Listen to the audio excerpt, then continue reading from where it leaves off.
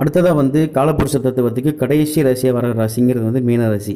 So இந்த மீனராசியை பொறுத்த வரைக்கும் இந்த 2019 புத்தாண்டு என்ன மாதிரியான பலன்களை செய்யும்னு இருக்கக்கூடிய கோச்சார பலன்களை எது கணிக்கும் போது முதல் விஷயமாக நம்ம குருவோட சஞ்சாரத்தை எடுத்துக்குவோம்.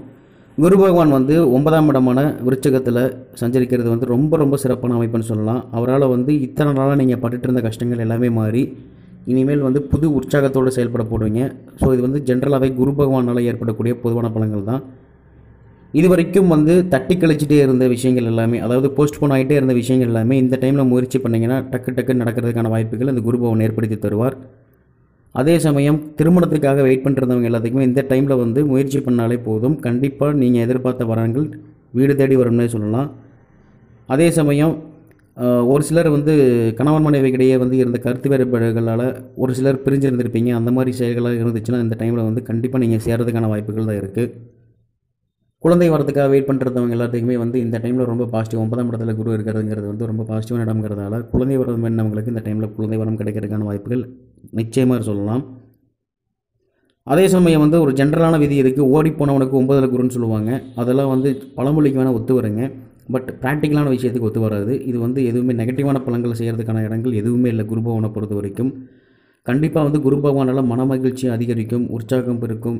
இனிமேல் நீங்கள் எடுக்கிற விஷயங்கள் எல்லாமே நல்லபடியாக முடியும். முதல்ல வந்து மனம் வந்து குழப்பமான ஸ்டேஜ்லேருந்து வெளியில் வந்துடும். அதே சமயம் வந்து மீனராசியில் பிறந்த ஒரு சிலருக்கு வந்து உடல் ஆரோக்கிய கேடுகள் ஏதோ ஒரு சின்ன விஷயங்களில் வந்து இந்த கழுத்து வலிக்கிறது, தலை வலிக்கிறது, அந்த மாதிரி சின்ன இடங்களில் வந்து அதே பெரிய இஷ்யூவாக இருந்திருக்கும்.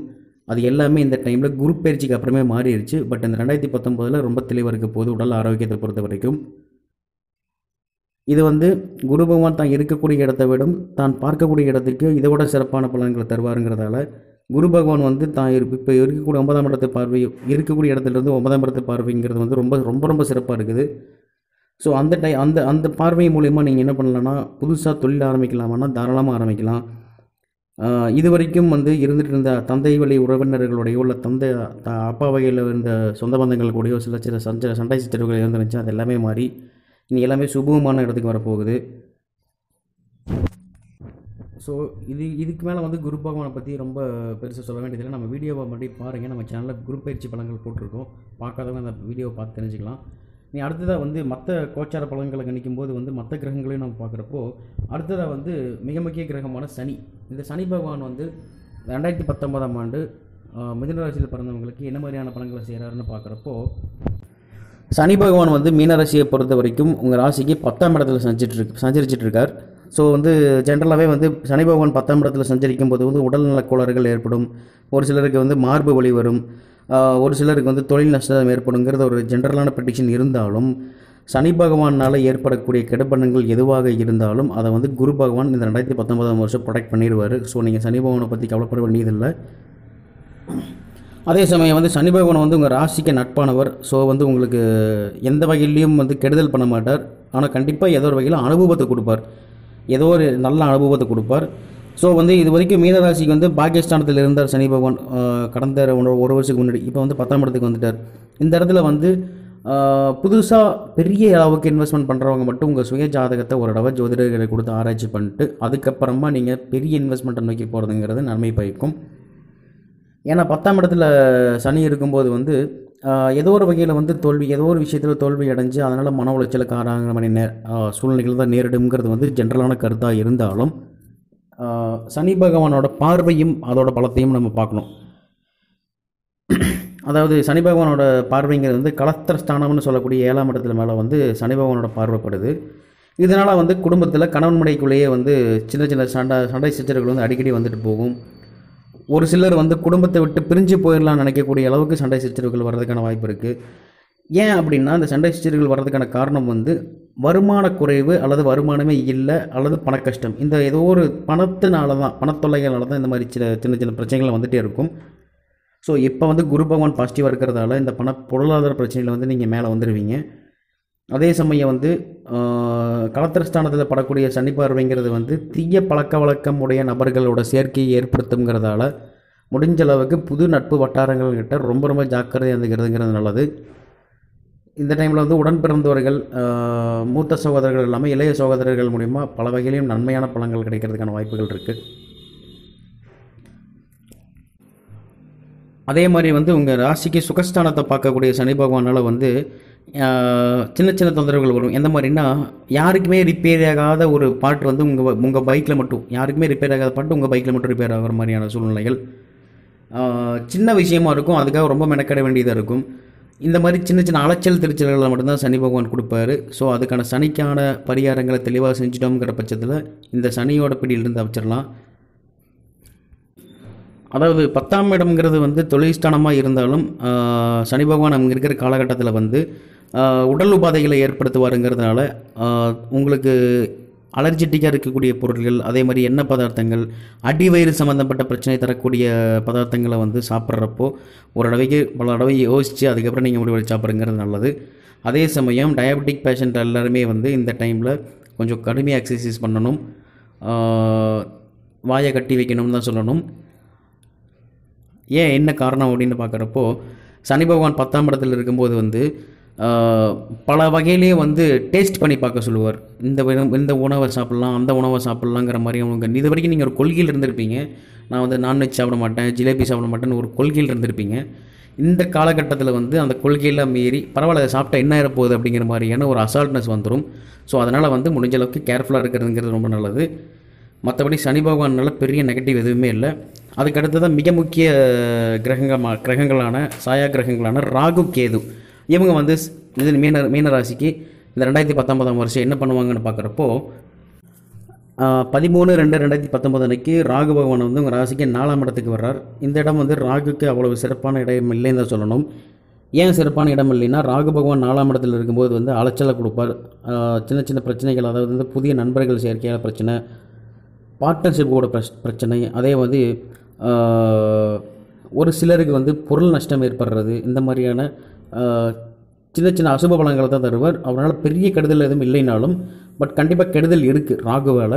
பட் அதே சமயம் வந்து குடும்பத்தில் கணவன் மனைவி வந்து ஒருவருக்கொருவர் விட்டு கொடுத்து போகிறதுங்கிறது வந்து இந்த ராகுவோட நெகட்டிவ்னஸ்லேருந்து வெளியில் எடுக்கும். அதே சமயம் உத்தியோகத்தில் இருக்கிறவங்களுக்கு வந்து இந்த டைமில் கவனமாக இருக்கணும். அதுவும் மிக முக்கியமாக பெரிய மெஷின் ஆப்ரேட் பண்ணுறவங்க எல்லாருமே இந்த டைமில் கொஞ்சம் எச்சரிக்கையாக கவனத்தோடு வேலை செஞ்சுட்டு வரதுங்கிறது ரொம்ப சிறப்பான பலன்களாக இருக்கும்.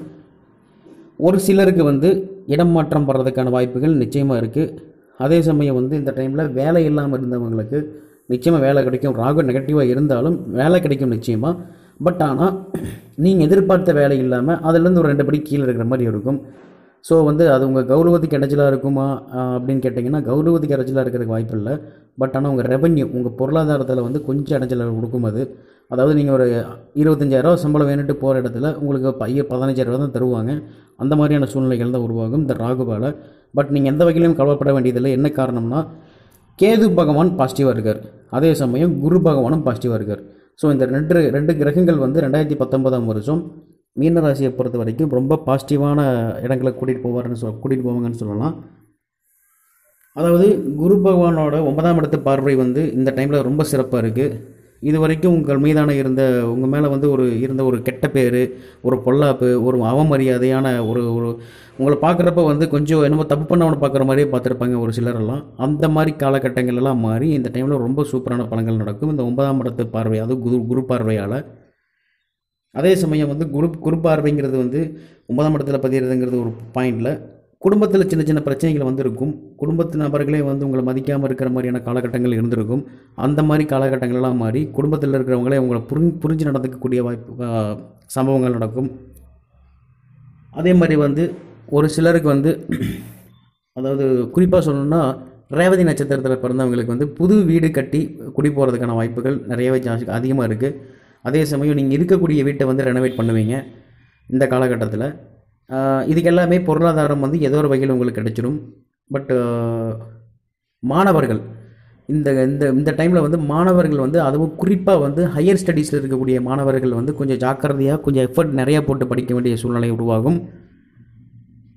என்ன தான் படித்தாலும் நம்மளுக்கு வந்து மனனம் ஆக மாட்டேங்குது, மனப்பாடம் ஆக மாட்டேங்குது அப்படிங்கிற மாதிரியான சுச்சுவேஷன் வருங்கிறதால கான்சென்ட்ரேஷன் ரொம்ப முக்கியம். இது வந்து குறிப்பாக சொல்கிறது மாணவர்களுக்கு, ஆரம்ப பள்ளியில் இருக்கிற மாணவர்களுக்கு எந்த ப்ராப்ளமும் இல்லை, அவங்க நார்மலாக படிச்சுட்டு வந்துடுவாங்க. பட் இந்த உயர்கல்வியில் படிக்கிறவங்க மட்டும் கொஞ்சம் எச்சரிக்கையாக இருக்கணும். அடுத்ததாக பெண்கள், மீனராசியில் பிறந்த பெண்களுக்கு வந்து இந்த காலகட்டங்களில் நீங்கள் வேலைக்கு போகிறவங்களாக இருந்தாலும் சரி, இல்லை ஹவுஸ் ஒய்ஃபாக இருந்தாலும் சரி, இந்த காலகட்டத்தில் ஒரு தெளிவு பிறக்கும்.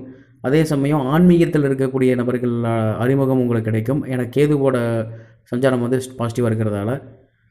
ஸோ வந்து பல கோயில்களுக்கு நீங்கள் போயிட்டு வராமல் விட்ட தவறிவிட்ட கோயில்கள் எல்லாத்துக்குமே இந்த டைமில் போயிட்டு வரதுக்கான வாய்ப்புகள் நிச்சயமாக கிடைக்கும். பல புனித யாத்திரைகள் போயிட்டு வரதுக்கான வாய்ப்புகள் கண்டிப்பாக இருக்குது. ஒரு சிலர் வந்து இந்த வெளிநாடு வேலைக்காக ட்ரை பண்ணிட்டு இருப்பீங்க. இந்த பிப்ரவரி மாதத்துக்கு அப்புறம் முயற்சி பண்ணுங்கள். பிப்ரவரி 13க்கு அப்புறம் நடக்கக்கூடிய ராகுகேது பயிற்சிக்கு அப்புறம் முயற்சி பண்ணுங்கள். நிச்சயமாக வெளிநாடு வேலைங்கிறது நிச்சயமாக கிடைக்கிறதுக்கான வாய்ப்புகள் இருக்குது. அதே சமயம் அரசாங்க வேலைக்காக வெயிட் பண்ணிருந்தவங்களும் சிலர் இருப்பீங்க. அரசாங்க வேலைங்கிறது வந்து இப்போ இருக்கிற கோச்சாரத்தை வச்சு பார்க்கும்போது பாசிட்டிவான பலன்கள் இல்லை. நடக்கக்கூடிய ராகுகேது பயிற்சிக்கு அப்புறம் அரசாங்க வேலைக்கு ட்ரை பண்ணுறவங்க கண்டிப்பாக ட்ரை பண்ணலாம். நிச்சயமாக பாசிட்டிவான பலன்கள் கிடைக்கும். ஸோ இது வந்து 2019ஆம் ஆண்டு மீனராசிக்கு இப்போ இருக்கக்கூடிய கோச்சார நிலையில் இருக்கக்கூடிய கிரகங்களோட நிலையை வச்சு 2019ஆம் ஆண்டு எப்படி இருக்கும்னு பொதுவான பலன்களை சொல்லியிருக்கோம். இதில் ஏதாவது விட்டுருந்தாலும் சரி, இல்லை நான் ஏதாவது தப்பாக சொல்லியிருந்தாலும் சரி, எதுவாக இருந்தாலும் கமெண்டில் சொல்லுங்கள். மறக்காமல் இந்த வீடியோவை ஃப்ரெண்ட்ஸ் கூட ஷேர் பண்ணுங்கள். அதை விட மிக முக்கியமாக மறக்காமல் நம்ம சேனலை சப்ஸ்கிரைப் பண்ணுங்கள். எல்லாத்துக்கும் புத்தாண்டு நல்வாழ்த்துக்கள். நன்றி, வணக்கம்.